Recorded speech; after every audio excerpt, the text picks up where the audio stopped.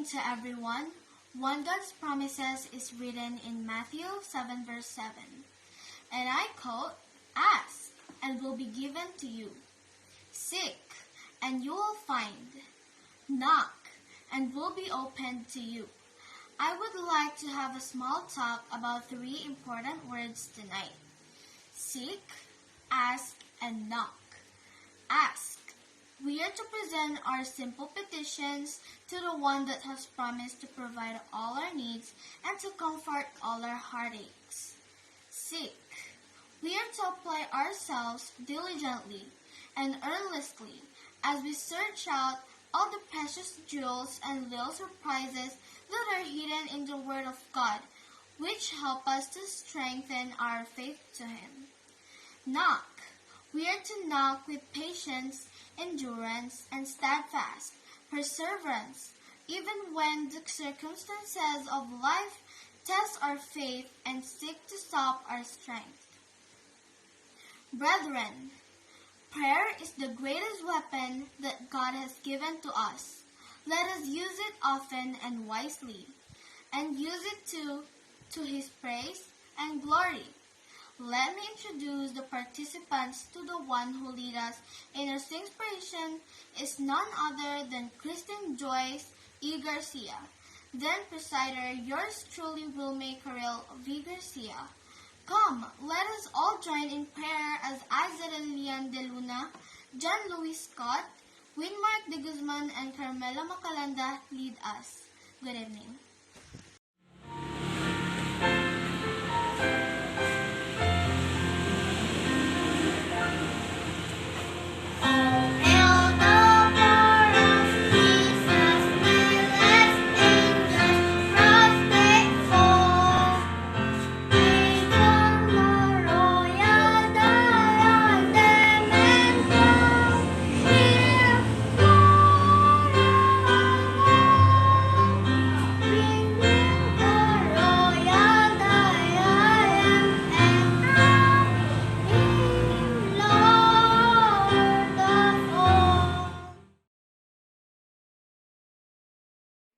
God, Heavenly Father, we praise your name because you are awesome and you are holy.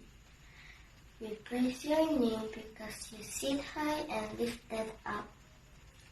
We praise you because you are King of all kings. You are merciful, sustainer, and provider of all our needs. Change my heart, oh God, make it ever true. Change my heart, oh God, may I be like you. You are the potter, I am the clay. Mold me and make me, this is what I pray. Change my heart, oh God, make it ever true. Change my heart, oh God, may I be like you. Lord, forgive us for all our unrighteousness and keep us away from hate, anger, or revenge within our mind. Help us to be worthy to your presence. Amen.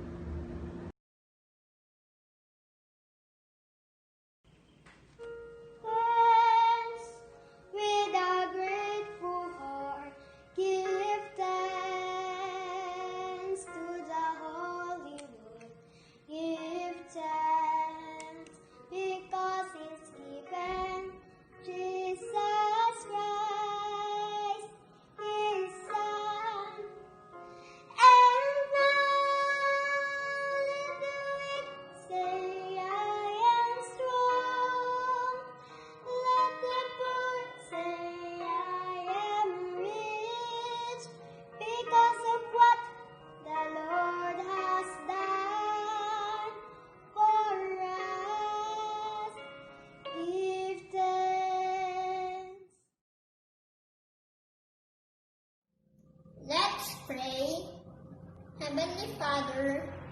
thank you for your protection, not only for myself, but for other people as well.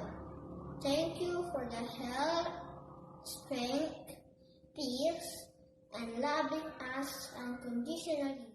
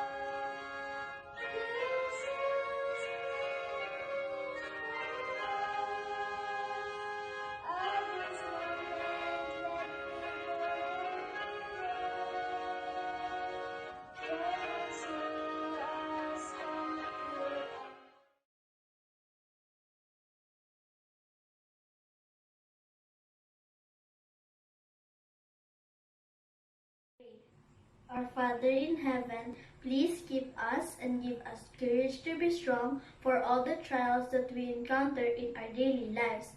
We pray for all the leaders from General Conference down to the local churches, pastors, members, literature evangelists, missionaries, all the government workers, frontliners, and all the people affected by the calamities. We know, God, that you never leave us or forsake us. Grant our prayer, O God, in Jesus' name, amen.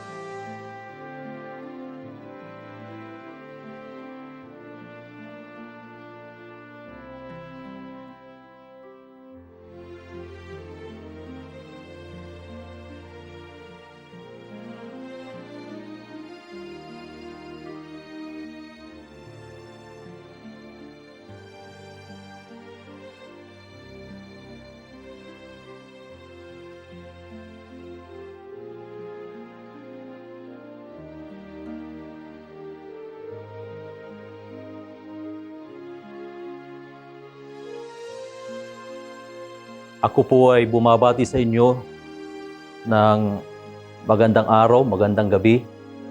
Saan man kayo na naroroon sa oras na ito. Nawa pagpalain kayo ng Panginoon habang tayo po ay nagpapatuloy sa 10 araw ng panalangin. Nawa ito po ay magiging pagpapala sa atin ang ginagawa po natin na programa. Sa oras na ito, ako po ay magsasalita tungkol po sa mga pangako ng ating Panginoon.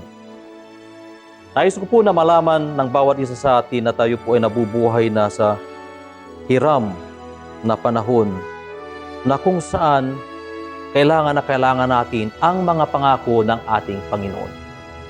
Nais ko po na basahin sa inyo ang isang talata na sinabi po nitong si Haring David habang siya po ay nag-aalaga at nagpapagamit sa Panginoon.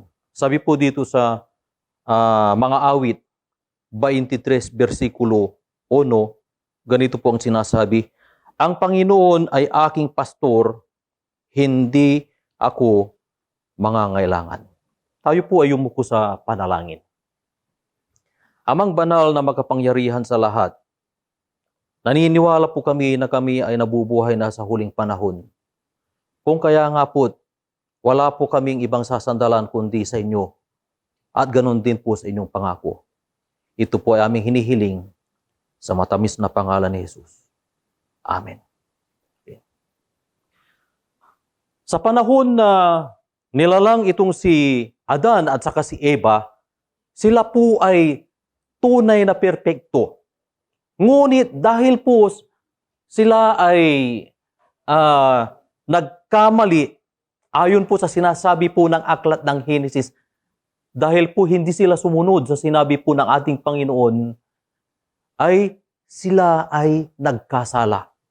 At doon sa kanilang pagkakasala ay doon po nag-umpisa ang kahirapan, doon nag-umpisa na ang mga suliranin, nag-umpisa na ang tao ay paliit na ng paliit hanggang sa tayo po ay nagkasakit. Ngunit, mayroon pong pangako ang Panginoon na ito ay pinanghawakan nitong si Adan at saka si Eva. Hindi lamang po nila pinanghawakan, kundi kasama po ang kanilang mga anak. At ganito po ang sinasabi dito sa Genesis 3 versikulo 15. At papagalaitin ko ikaw at ang babae, at iyong binhi at ang kanyang binhi. Ito ang dudurog ng iyong ulo, at ikaw ang dudurog ng kanyang sakong. Tunay po na ang ating Panginoon na si Jesus, siya po ay naipako doon sa krus na kung saan malaking sakripisyo ang kanyang ginawa para sa lahat ng sangkatauhan. Hindi lamang po kay Adan at kay Eva, hindi lamang po sa kanyang mga anak, kundi itong ginawa na sakripisyo ng ating Panginoon ay hanggang sa ating pong kapanahunan. Kung kaya nga, ang pangakong ito sa Genesis 3 versikulo 15 ay umalingaw-ngaw sa mga anak ni Adan at saka si Eva, sa mga patriarka, sa mga hari, at hanggang sa ating kapanahunan sapagkat ito lamang ang pag-asa ng mga makasalanan. Ang kamatayan ng ating Panginoon doon sa krus ng Kalbaryo. Napakaganda po na pangako at ito po ay nagbibigay ng pag-asa sa mga tao na nagkakaroon ng matinding suliranin sa buhay. Ito ay nagbibigay ng kalakasan doon sa mga tao na nawawalan na ng pag-asa sa buhay. Kung kaya nga po tayo, bayan ng Panginoon, wala tayong ibang kakapitan kundi ang ating Panginoon at tayo ay manampalataya sa kanyang mga pangako sa atin. Malala ko rin mga kapatid, ang pangako ng ating Panginoon sa bayan ng Israel nung sila po ay aalis na sa bansang Ehipto. Ganito po ang pagkasabi dito sa Exodus 15, versikulo 26.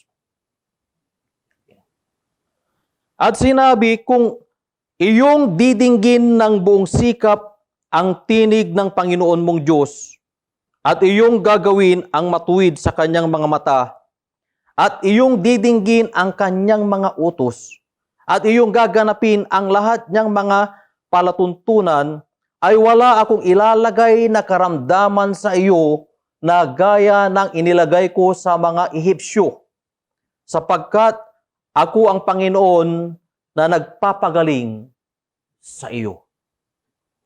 Ang pangako po ng Panginoon na ito ay binigyan po ng diin ang mga bagay na ito.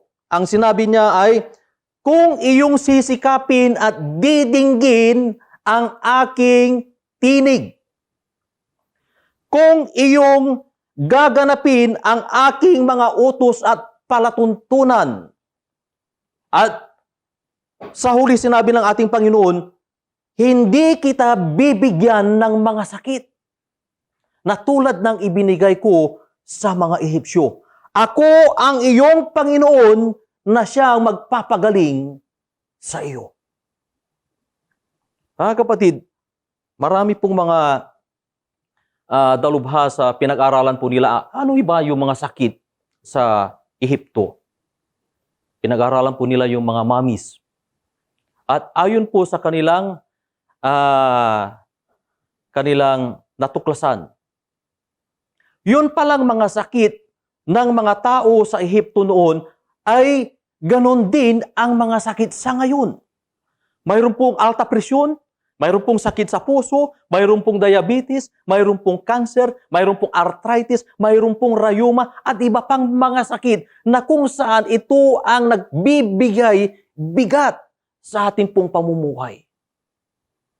Ngunit mayroon pong pangako ang ating Panginoon na sa ating kapanahunan, kung tayo po ay susunod sa Kanya, kung tayo po ay mayroong tapat na pananampalataya sa Kanya, ang lahat ng mga sakit na ito ay hindi po mapupunta sa atin, hindi po natin mararanasan ang mga sakit na ito sapagkat ang Diyos na nangako ay walang iba kundi ang Diyos na nagbigay sa atin ng buhay. Napakaganda mga kapatid. Marami pong mga tao ang nagkakasakit po ng kanser. Totoo po, mayaman sila. Sabi po ni Dr. Manila, ang isang session po ng cancer, yung tinatawag po natin na chemotherapy, ay nagkakahalaga po ng 500,000. Okay? At ganun din po mga kapatid, kung ikaw ay may diabetes at pagkatapos nagkaroon ka ng kidney failure, kailangan mo nang mag-dialysis. At ang dialysis po mga kapatid ay nagkakahalaga ng 2,500 at 2 beses iyan sa isang linggo. At kapag ikaw din ay mayroong sakit na alta presyon at sakit sa puso, ikaw ay hindi na masaya sa iyong buhay, hindi mo na mai-enjoy ang iyong buhay. Bakit? Sapagkat ikaw ay natatakot na baka ikaw ay magkaroon ng alta presyon o kaya aatake ang sakit mo sa puso. Pero ipinangako ng Panginoon sa kanyang bayan na walang dadapo na alta presyon, sakit sa puso, diabetes o cancer man sa atin kung tayo ay tapat sa Panginoon, tayo ay nananampalataya sa Kanya at tayo ay kumakapit sa Kanya at ating inaangkin ang Kanyang mga pangako. Purihin po ang Panginoon sapagkat dakila ang Kanyang pag-ibig sa atin. Ganon din po sa panahon po ni Haring David. Okay? Itong si Haring David ay siyang nagsabi na ako ay pinaglihi sa kasalanan kung kaya't ako ay makasalanan. Ngunit mayroon pong pangako ang ating Panginoon na kanyang sinabi at ito ay paulit-ulit na inaawit nitong si Haring David. At ganito po ang sinasabi sa mga awit 103 versikulo 3. Na siyang nagpapatawad ng iyong lahat ng mga kasamaan. Na siyang nagpapagaling ng iyong lahat na mga sakit. Okay? Alam po natin mga kapatid na ang kasalanan ay nagbunga ng ating mga sakit. Ang kasalanan ang nagdulot ng lahat ng ating mga krisis sa buhay. Ngunit mayroon pong ipinangako ang Panginoon. Mayroon pong pangako na tapat ang Panginoon. Ang sabi niya ay aking patatawarin ang kanilang kasamaan. Patatawarin niya ang ating mga kasalanan at ganun din yung resulta ng kasalanan na walang iba kundi yung mga karamdaman natin, yung ating mga sakit. Ang sabi po niya, pagagalingin niya. Napakabuti po ng ating Panginoon, mga kapatid. Mga giliw po namin na nanonood sa oras na ito, napakabuti po ng Panginoon sa atin. Totoo po mga kapatid, na sa ating kapanahunan, tayo ay tumatahag sa marami pong mga kalamidad, maraming krisis sa buhay. At ngayon, nandito po ang kinakatakutan ng buong sanlibutan. Walang iba kundi ang tinatawag po nila ng isang pandemya na tinatawag po nila na COVID-19. Marami po ang natatakot mga kapatid. Marami po ang naguguluhan sa buhay. Marami po ang nagpapakamatay. At ganun din po, marami po ang naghihirap sapagkat nawawalan po sila ng trabaho. At marami po ang nagpapalimos. Bakit? Sapagkat wala na po silang makain. Ngunit mayroon po tayong isang tapat na Diyos, mayroon po tayong Panginoon na kung saan siya po ang tumitingin at siya po ang nagbibigay ng ating mga pangangailangan. Ganito po ang sinasabi po ng Panginoon. Okay. Ayon po sa aklat ni Pablo sa Hebrew 13 versikulo 5, ganito po ang sinasabi. Akin pong babasahin. Mangilag kayo sa pag-ibig sa salapi. Mangagkasya kayo sa iyong tinatangkilik, sapagkat siya rin ang nagsabi, sa anumang paraan ay hindi kita papagkukulangin, sa anumang paraan hindi kita pababayaan. Okay? Sa panahon po ni Pablo, mga kapatid, okay, na kung saan dumanas din ang krisis itong si Pablo, ay mayroon pong tapat na pangako ang ating Panginoon na ang sabi po niya, hindi kita pababayaan at kailanman hindi kita tatalikuran. At ganun din po ang umaalingaw-ngaw na pangako ng Panginoon sa atin. Anak, hindi kita pababayaan. Ikaw man ay tumatahag sa COVID-19. Sa Amerika po, mga kapatid, ay libu-libu po ang namamatay, milyon na po ang nagkakasakit. Alam niyo po, sa isang araw, mahigit 2,000 ang namamatay sa COVID-19. Sinasabi po nila, mayroon na pong bakuna. Pero ang sabi po ay hindi pa tayo nakakasigurado kung talagang ang bakunang ito ang siyang lunas sa COVID-19. Ngunit, mayroon po tayong sinasandalan na isang Diyos na kaya niyang pagalingin ang lahat ng mga karamdaman, lahat ng sakit ay kaya niyang pagalingin, at ang sabi niya, hindi kita pababayaan at hindi man kita tatalikuran, sapagkat ikaw ay aking anak na aking binili sa aking mga dugo. Napakabait po ng Panginoon sa atin. Tunay po nang nakilala natin na Diyos ay isang Diyos na hindi pangkaraniwan. Siya ay isang Diyos na kung saan tinitingnan niya lahat ng ating mga pangangailangan. At sa panahon po nitong si Juan Revelador, sa kanyang sulat sa aklat ng Apokalipsis, na kung saan ito po ay kanyang isinulat nung siya po ay nasa isla ng Patmos, na kung saan siya po ay nagugutom, nauuhaw, ngunit dahil po sa pag-ibig ng Panginoon, siya po ay nagbigay ng pangitain. At ang sabi ng Panginoon, isulat mo ang mga bagay na ito. At ayon po dito sa Apokalipsis 22, versikulo 14, ganito po ang sinasabi, mapapalad ang nangaghuhugas ng kanilang damit upang sila magkaroon ng karapatan sa punong kahoy ng buhay at makapasok sa bayan sa pamamagitan ng mga pintuan.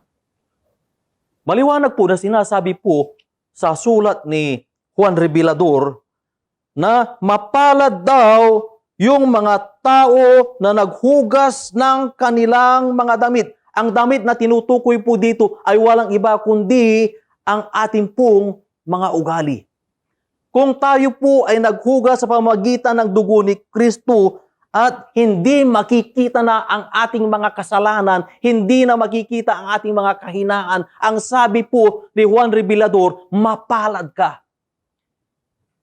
Hindi lamang po tayo ay magiging mapalad sa sanlibutan ito, sapagkat ang sabi niya ay tayo ay mayroong karapatan doon sa punong kahoy ng buhay. Na ang punong kahoy ng buhay na ito ang siyang magbibigay kawakasan sa lahat ng ating mga karamdaman, magbibigay lunas sa lahat ng ating mga sakit. At ito ang magbibigay sa atin ng buhay na walang hanggan. Hindi lamang po ang pangako ng Panginoon, kundi ang sabi po niya, tayo ay makakapasok doon sa pintuan ng bayan na ipinangako sa atin ng Panginoon na doon tayo titira. walang iba kundi ang bagong Jerusalem. Mga kapatid, tayo man ay tumatahak sa matinding krisis sa buhay. Tayo man ay nahihirapan sa araw-araw nating pamumuhay. Maraming gumugulo sa ating isipan. Maraming mga bagay na ito ay hindi lamang gumugulo, kundi nagpapahina pa ng ating kalooban. Ngunit nandito po ang salita ng Diyos. Nandito po nagsasalita ang ating Panginoon sa kanyang banal na salita. Nandito ang mga pangako ng Panginoon na kung tayo man ay tapat, na kung tayo man ay nananampalataya sa Kanya, tayo ay nananalig sa Kanya, lahat ng Kanyang pangako ay Kanyang tutuparin. Sapagkat ang ating Diyos ay Diyos ng katotohanan, Diyos na tumutupad ng Kanyang pangako. At sa pangwakas po mga kapatid, ay nais ko po na ulitin ang isang awit na ito po ay palagi ko pong inaawit kapag ako ay mayroong matinding kalungkutan. Ganito po ang pagkasabi, biyaya niya't habag sa buhay ko'y sapat. Hindi ako karapat-dapat na maligtas. Ang pangako ng Panginoon ay hindi nagbabago, hindi tulad ng pangako ng iba, sapagkat ang ating Diyos ay tapat magpakailanman. Totoo po mga kapatid, na ang ating Panginoon tupot, tapat sa panahon ni Adan at saka si Eva. Tapat po siya sa panahon ni Abraham, sa panahon ni David, sa panahon ng mga apostol, sa panahon po ng Dark Ages. Tapat po ang ating Panginoon. At hanggang ngayon, tapat po siya sapagkat ang sabi po ni Pablo, ang ating Panginoon na si Jesus ay hindi nagbabago kahapon, ngayon, bukas at magpakailanman. Kung kaya nga't tayo ay sumandal sa Kanya sa pamamagitan ng pananampalataya at hindi po tayo bibigoon ng Panginoon. Pagpalain tayo ng Panginoon sa oras na ito. Sa panghuli mga kapatid, kayo po ay aking inaanyahan sa pamamagitan po ng panalangin. Amang banal na makapangyarihan sa lahat, tunay po na kayo ay Diyos ng pag-ibig. Diyos na punong-puno ng mga pangako at ito po ay inyo pong tinutupad sa inyong bayan. Kami po ay lumalapit na may kababaang loob. Kami po ay nagsusumamo po sa inyo sa amin pong kapanahunan na kung saan marami pong krisis kaming dinadaanan sa buhay. Inyo pong tuparin ang inyo pong pangako sa amin. At ito po ay aming panghahawakan sa pamamagitan po ng pananampalataya. Sapagkat wala na po kaming ibang lalapitan at lalapitan pa kundi kayo lamang. Ito'y aming hinihiling sa matamis na pangalan ni Jesus. Amen.